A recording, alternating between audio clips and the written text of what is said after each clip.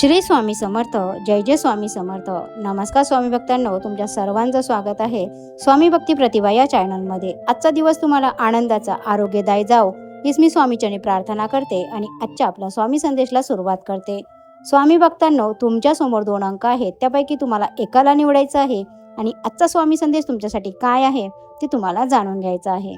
आता हा संदेश त्या भक्तांसाठी ज्यांनी 7 नंबरच्या अंकाला स्पर्श केला आहे. चुकीच्या निर्णयामुळे अनुभव वाढतो आणि योग्य निर्णयामुळे आत्मविश्वास. म्हणून निर्णय चुकीचे की बरोबर याचा विचार करायचा नाही.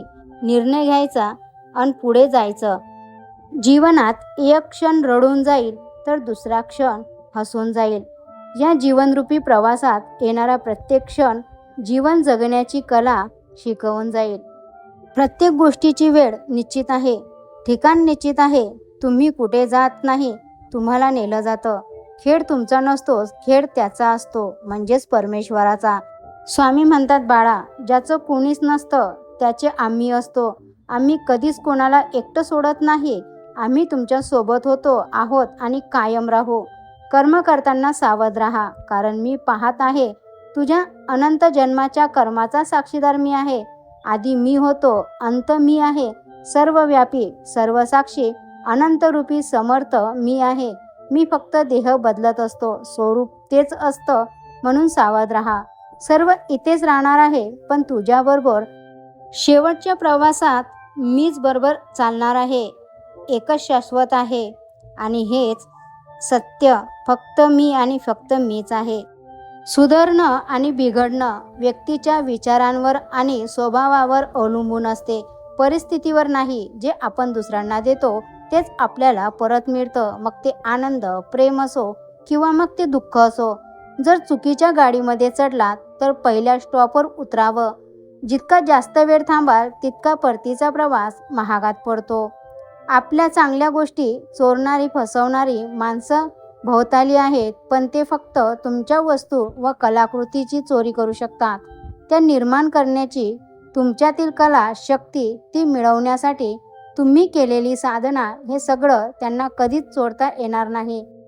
प्रसंग आणि विषय कोणताही असू दे, आपले शब्द सुंदर असायला हवेत, कारण लोक प्रसंग आणि विषय विसरू शकतात, शब्द कधीही विसरता येत नाहीत.